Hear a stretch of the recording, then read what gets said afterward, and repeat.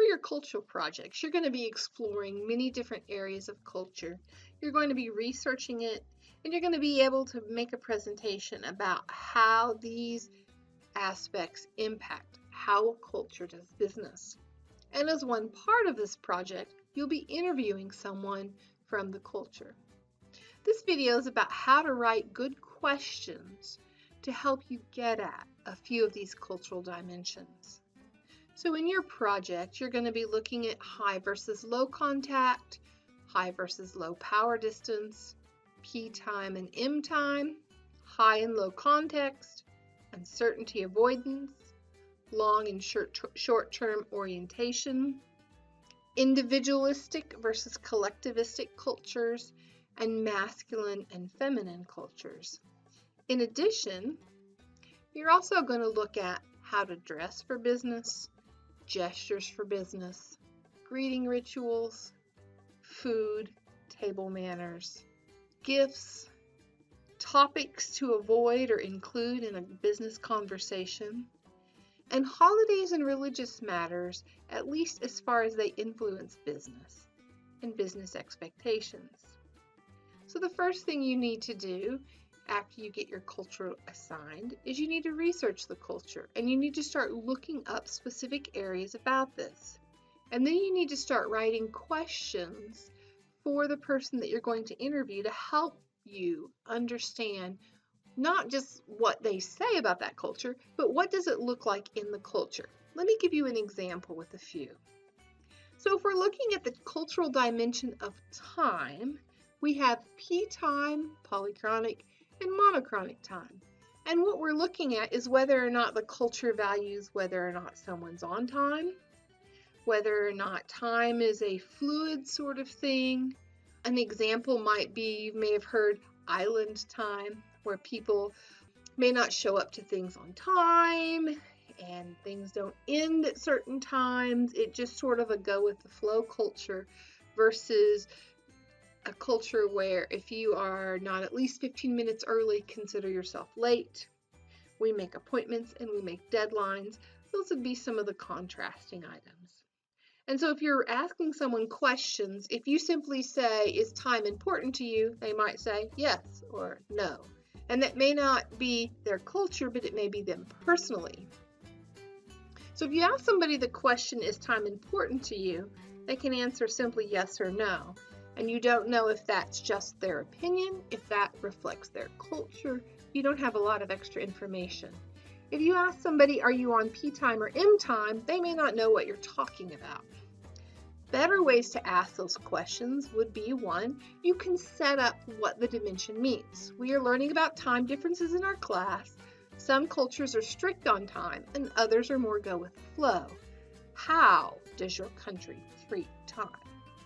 And that would give you more examples. And then as they talk, you might say, so for example, what would it look like for an appointment? Am I expected to be on time? And they might say yes. And then say, how do they enforce that? And maybe they would say people give you dirty looks, or they would send you reminders to remind you to be on time. So in this case, you can ask a yes or no question with follow-up questions. Another way to ask it would be talk about the differences in downtime and work time. Under the cultural dimension, some countries, unless you talk about family first, then you don't get to talk about business. In other cultures, they're completely separate. And those are considered, what I do at work is work and what I do at home is home, and we're not going to mix the two. There's separate times for those. Another way to ask is, do meetings start on time? How long do they last? So again, we've got a yes or no question, but then we've got a follow-up question to find out more information about those sorts of things. Under the dimension of food, I might ask questions like, in what ways might food be a part of business? And I'm looking for things like, is it expected that I get coffee, at tea, that we have business lunches, that I go to your house for business? Those would be some of the things that you're moving them towards. In some countries, business is conducted at lunch. What does it look like in your country? What types of food would I expect to eat at a business luncheon? How would they be served? What are the attitudes toward alcohol in business? Explain to me what table manners look like in your culture. What would be something that would be wrong to do in relation to eating? So these would be good examples of questions that you might ask that would give you more information about food as opposed to what's the common food you serve, which can give you some information, but you need to go with further probing questions. Another example from high and low context cultural dimensions, we're looking at whether or not people are really direct, and I say, no, I'm not going to be able to make that business meeting, or whether I'm very, very indirect, and I would say, oh, I'd love to come to the business meeting. I just have a lot on my calendar. That means, no, I'm not coming. And so how direct you are, or how much you have to read the context of the situation, would be an example of high or low context. This one can be really tricky because I'm trying to get at that without having to define the terms. So I can a little bit by saying we've learned that some cultures are very direct, and in other cultures you have to read into the situation. Explain which one best fits your culture. So another question might be, if I don't want to come to an event, how might I say it in your culture? Another is you can lead in a little bit. I read that your culture is high context, meaning your culture is not very direct and that you read into the situations. Give me some examples of what that might look like. I have interviewed several people with that question, and I find it gives really, really good feedback.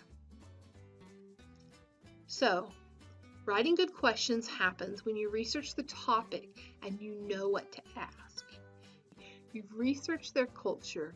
You know which one of these dimensions fit. You have a good idea for how they shake hands, what kind of food they ask, and then you're verifying this or asking them to give an example. How does that play out? What does that look like?